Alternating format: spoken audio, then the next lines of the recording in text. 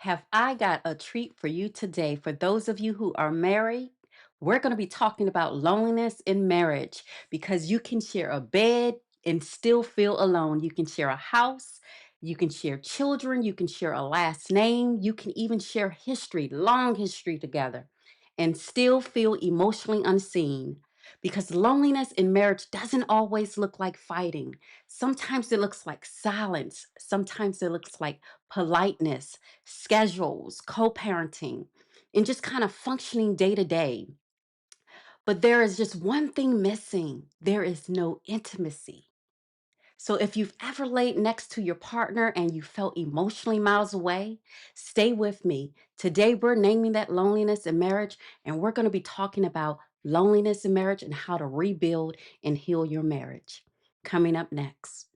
He placed this voice within me, and I'm answering his call.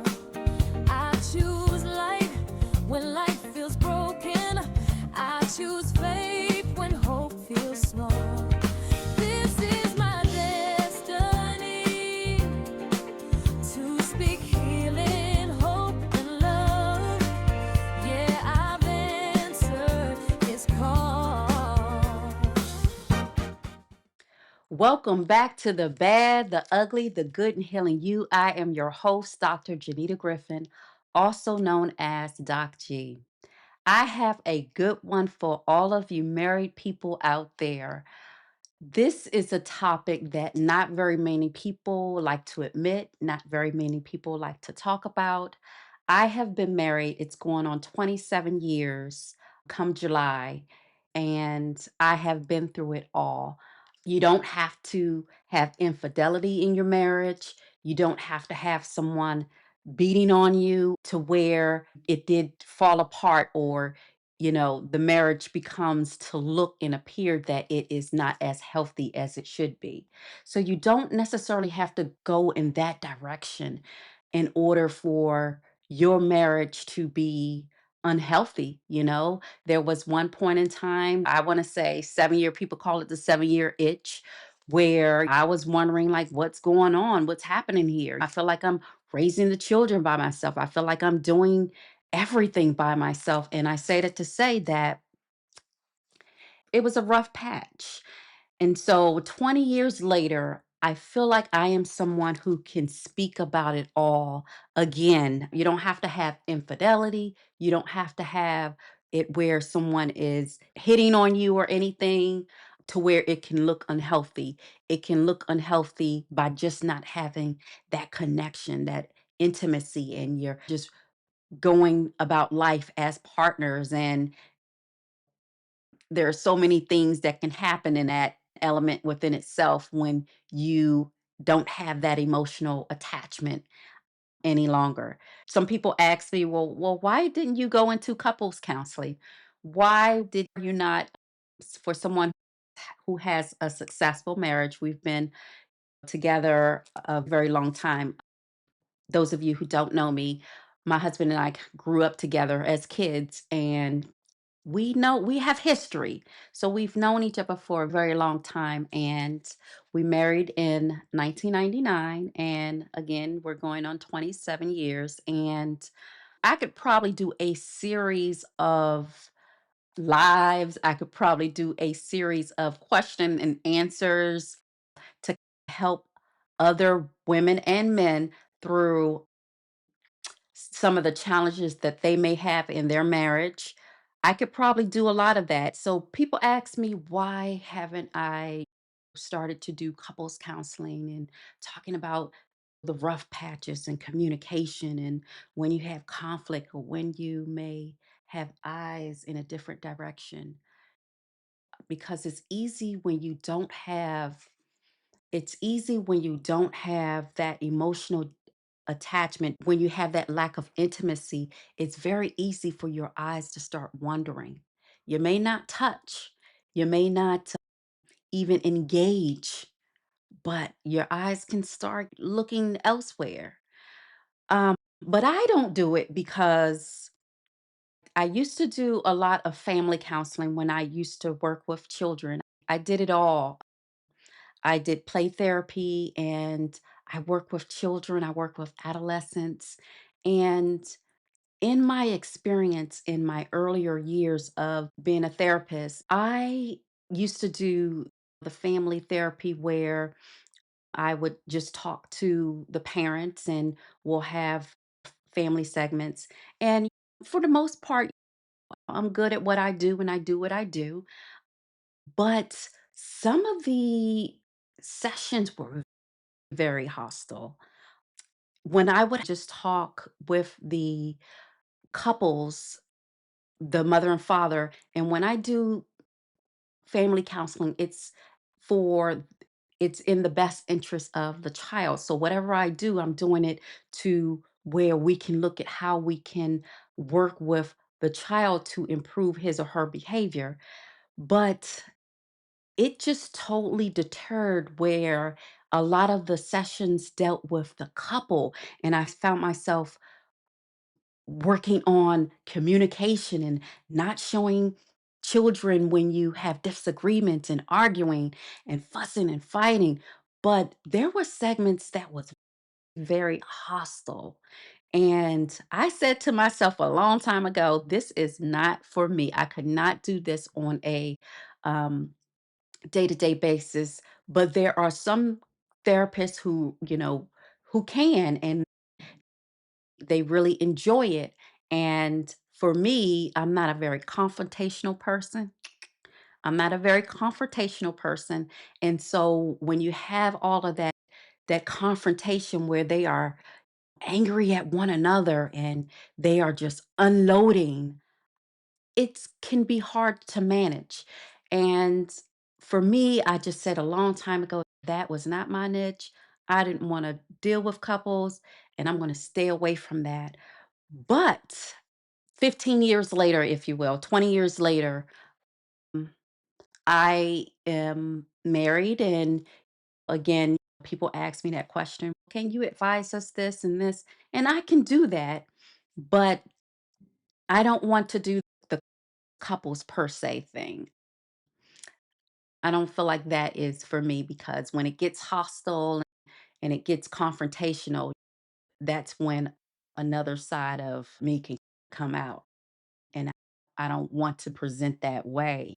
But I say that to say, I can probably do a lot of lives where it's question and answers and where it's like support and suggestions and advice with men and women who may be able to benefit and may be open to advice for their marriages and how they can get past and work on certain things. So I can probably do that. You just never know where life brings you. And I say that to say that this is a topic that I am very familiar with and I can speak very, very blatantly about because this is something that we don't talk about. And it's the thing where you can feel ashamed or you don't want to downplay or speak badly about your spouse or anything. This is a topic that we really don't talk about. And I feel like we have to start talking about it because this is very apparent and very prevalent. And I feel like a lot of marriages will survive and can be healed if we did talk more about it instead of fighting and arguing with one another and leading to so many divorces because you can get through it. I've always said, as long as somebody's not beating me, long as my man not cheating on me, I can get through anything.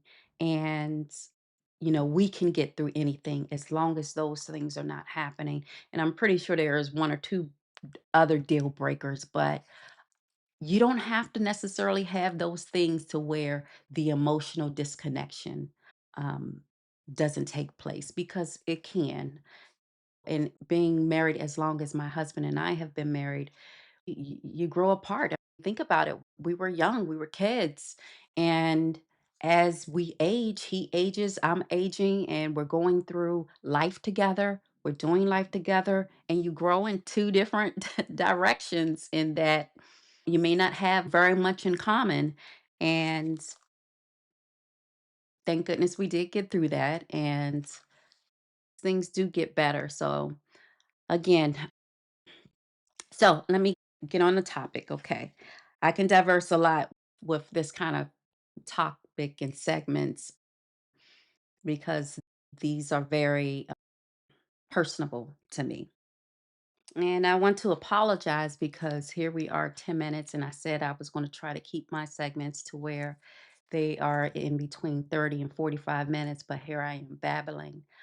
And I guess, like I said, this has happened to be a topic that I am very informative on, and I can do more of these topics. I can even do some lives if that is something you are interested in viewing.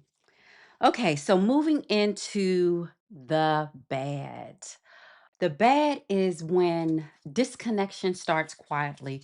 And I said it to say loneliness in marriage isn't something that kind of begins dramatically. It's something that kind of slowly creeps in to your marriage.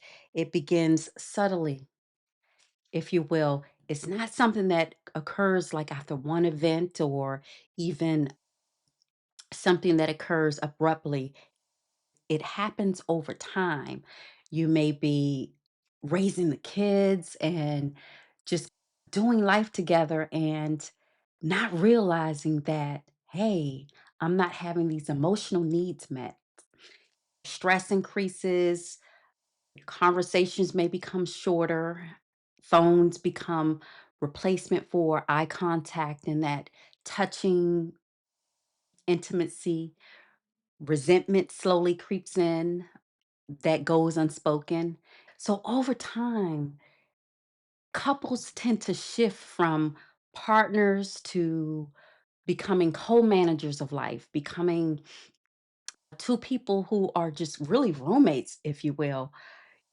You may talk about the logistics of life, the day-to-day things. You may solve problems together and parent together and look at just how to go about doing things and taking care of the household needs and everything.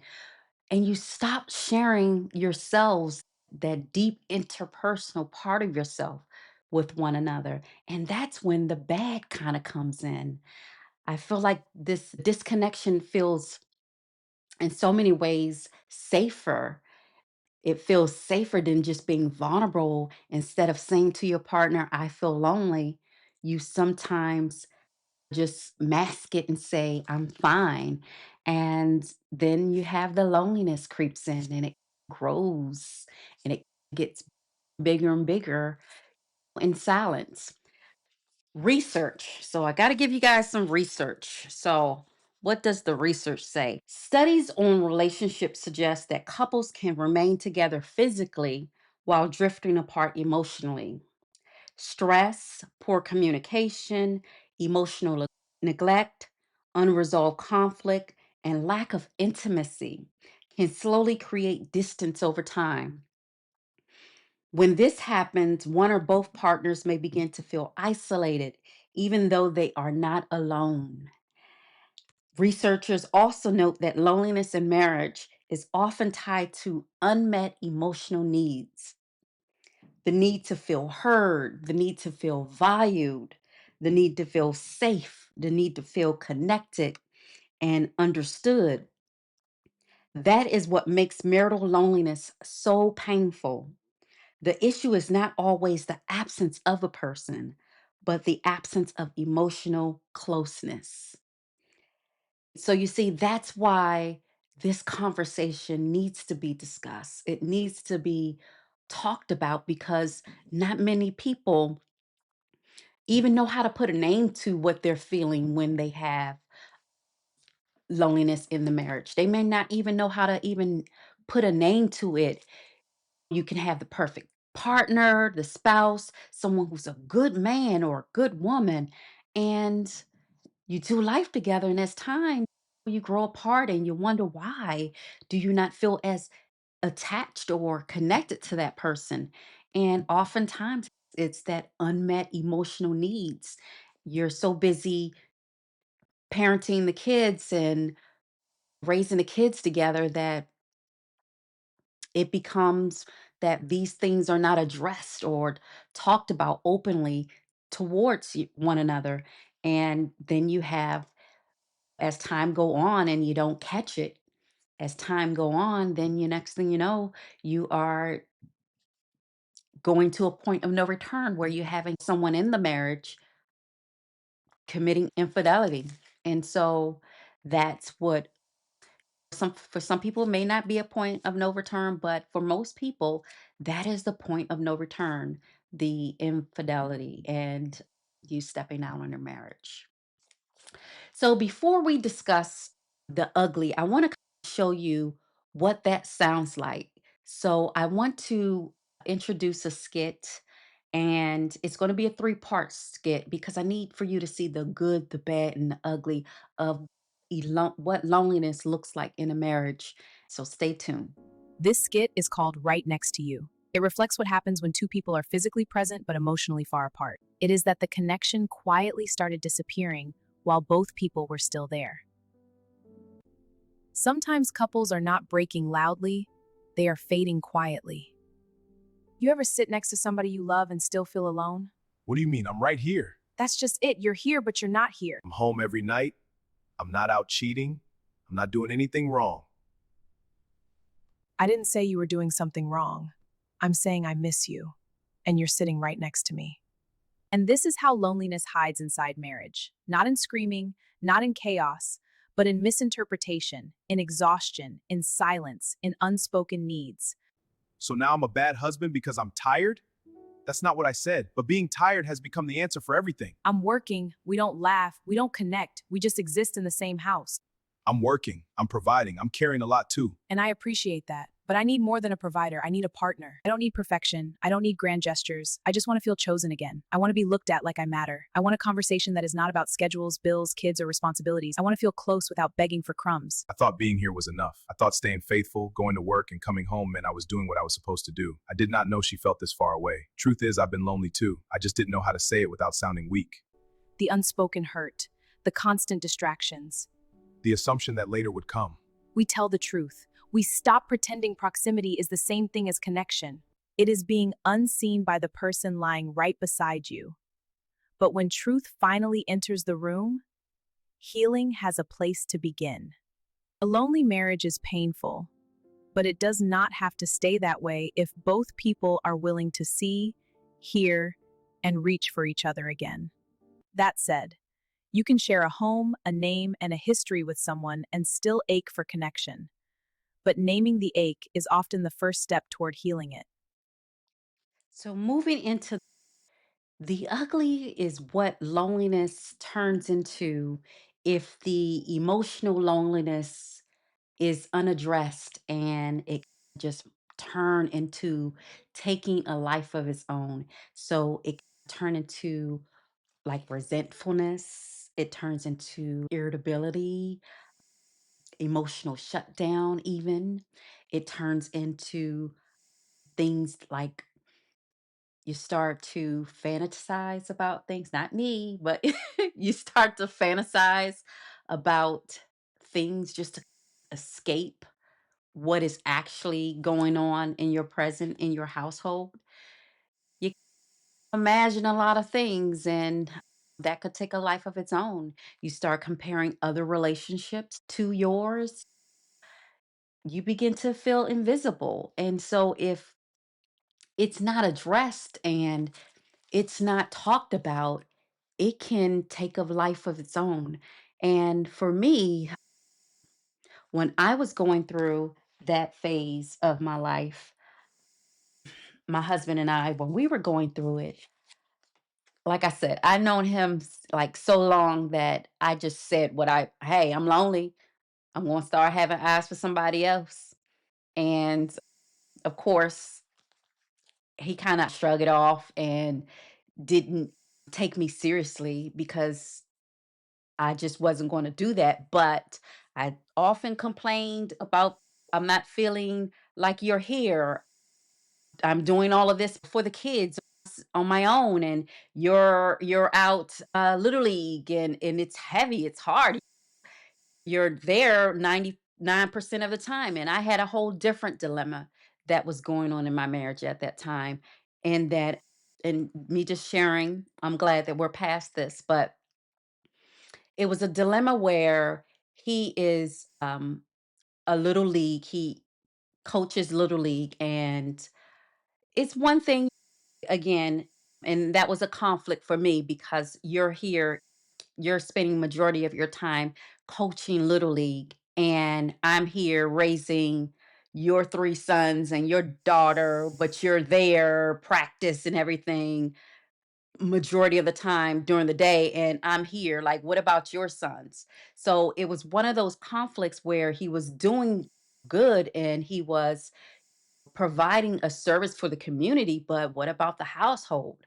So I dealt with that for quite some time, and I started dropping the D word.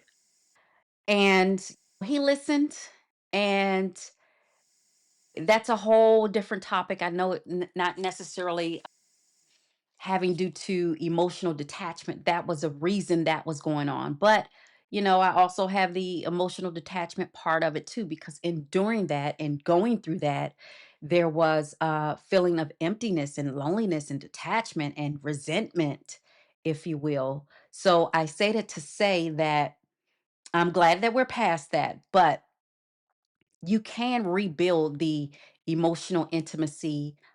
And if that is something that is a problem, in that you might have workaholics, your spouse is working a lot, or they are giving their attention to something else, some other addiction, if you will, some other addiction. If they are doing that, and it, like I said, it doesn't necessarily have to be infidelity or anything like that, but addiction, then that can be a topic within itself that I can talk about also, and how to work through that. But again, I guess we can say 10 years later, we are still here and we rebuilt our connection with that, most in part by addressing that need, meaning, hey, I need you here. So you got to figure it out. And if it doesn't get figured out, then don't be surprised if I'm start having a substitute husband up in here. Just saying. But anyway, so you can rebuild the connection and get through that. But this is where the ugly comes in, okay? So the ugliness is if the emotional loneliness goes unaddressed, this is what it morphs into: the resentfulness, the irritability, the emotional shutdown. And loneliness in marriage can feel like rejection. Now, that's the part that people don't talk about. It can feel like rejection, even when there's no one who is intentionally rejecting you. You begin to interpret things like a person being neutral as dismissal, they're dismissing you. You look at a person being silent as they are being withdrawn and indifferent. You can look at exhaustion as though, it's lack of care for you. And sometimes both partners can feel the same thing. They can be feeling the same loneliness emotions, but because you do life together and you've been doing life together for so long, you both don't have a healthy way of discussing it and being vulnerable with each other. It's hard to bring up that topic because you've you've gone the distance with not communicating and not having that intimacy. Neither knows how to say it without it sounding like you're blaming one another. So that's oftentimes where the marriage drifts, not because love has vanished, because it hasn't, but because the emotional safety has weakened. And the important thing about that is that loneliness does not automatically mean that your marriage is failing or you don't love the person. It doesn't mean that at all. It just simply means that you have emotional intimacy needs that need to be tended to and look at how to repair and healing it. And I want you to also look at it this way. Loneliness in marriage is often not the absence of love. It's not. It's about the absence of that emotional access. And it's the access that needs to be rebuilt and not that you have both drifted so far apart that you cannot heal. So it's the access that we need to look at rebuilding. Okay. And that moves us into the good. The good is rebuilding that emotional intimacy. I feel like healing the loneliness in marriages starts with naming it. As I said oftentimes before, you name it what it is. Hey, I'm lonely. And talk about it openly, being vulnerable, telling each other what you need. No accusing the other person, no attacking, just simply naming it instead of you never talk to me or you never hug me or hold me. Maybe try saying some things like, I miss feeling close to you. I miss when you hug me. I miss when you kiss me on my cheek. Say things like that. Build that bridge together where you are talking about and having an open dialogue about what it is that you need and what it is that you miss within one another.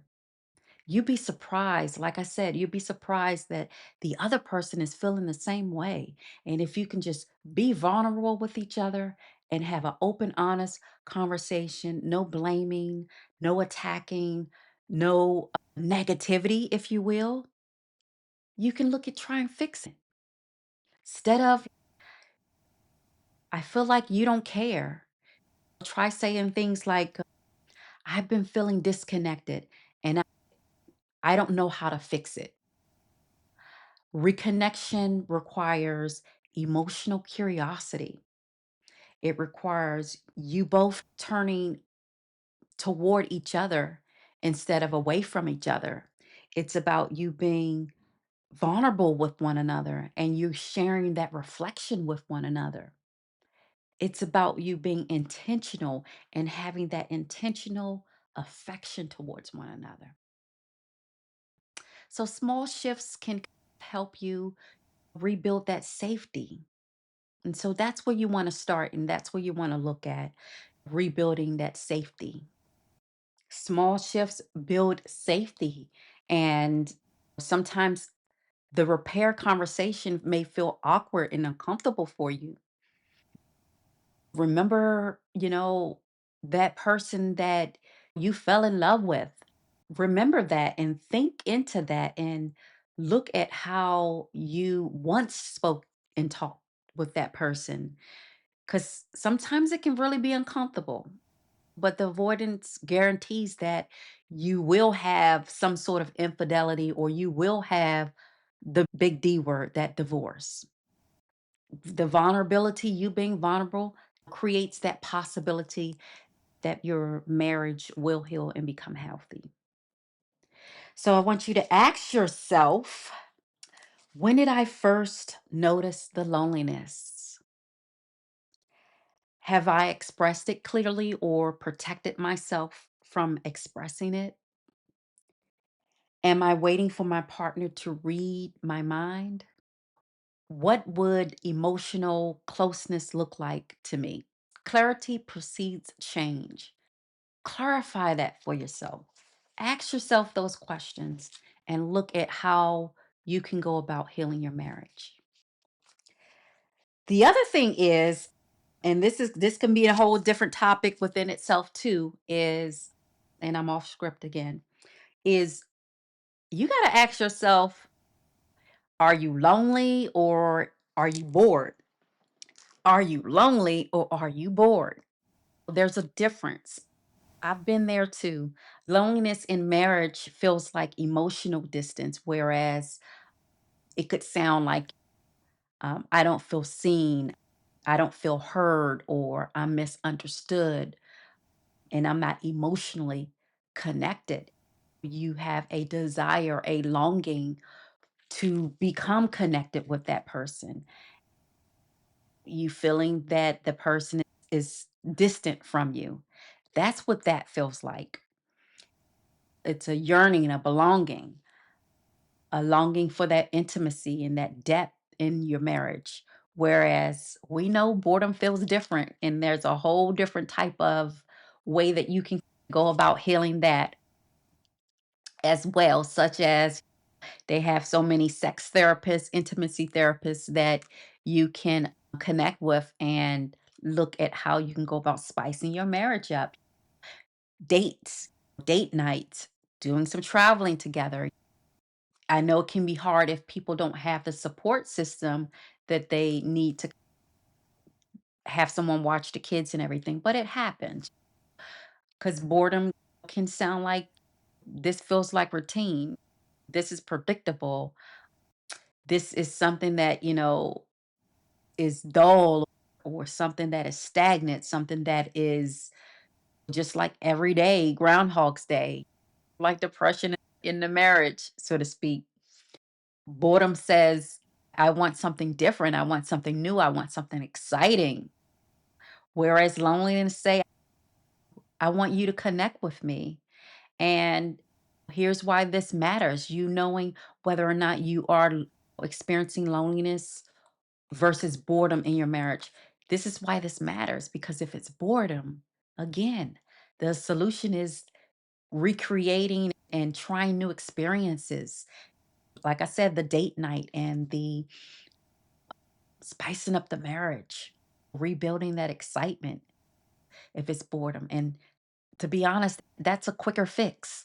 Whereas the loneliness, it's more about how to rebuild and get back to each other. The solution is deeper. It requires a person to be vulnerable. It requires a person to be emotionally accessible. It requires honesty, having a deep conversation, naming that unmet need, and rebuilding that safety. Boredom, like I said, can be a quick fix with intention, whereas loneliness must be healed with the intimacy. And sometimes I get it. Sometimes, what we call boredom is not necessarily unspoken loneliness. It's not. So ask yourself honestly, am I craving excitement or am I craving emotional closeness? Because they're not the same thing. They're not the same thing. There's a difference. And mislabeling one for the other can lead you in the wrong direction as to how you go about healing your marriage. So I want to do something a little different. I tried to see if my singing bowls actually picked up on the audio, but it did not. So I will have to figure out how to do that for a future episode. But I want to do a meditation reflection clip. And as I say the meditation, want you to just reflect on your marriage, okay? And I will probably more than likely upload some meditation audio to where you can get the full effect of a meditation clip. But I just want you to sit back, relax, and I want you to think about your marriage, okay? So take a deep breath with me and exhale. Now, gently ask yourself this question: am I lonely in my marriage or am I bored? Just notice what comes up for you. Take another deep breath. Loneliness feels like longing. It sounds like I miss feeling close. I want to be seen, or I want to feel connected again. Whereas boredom feels a little different. Boredom feels like the same thing happening day after day. It feels like routine. It feels predictable. The same thing happening over and over again. Boredom says, I want something new. Whereas loneliness says, I want you. Which one feels most true for you?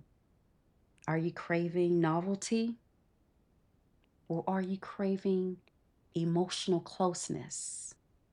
Take another deep breath because the solution depends on the truth and the clarity about how you go about healing your marriage. This is how healing begins. Take one more slow breath. Ask yourself those questions. And when you're ready, you can come back with me. So, whatever surfaced for you just now, don't judge it. Awareness is not an accusation, it's just information that kind of comes up for you. And it's that information that gives you direction. If it's boredom, it can call for intention to heal your marriage.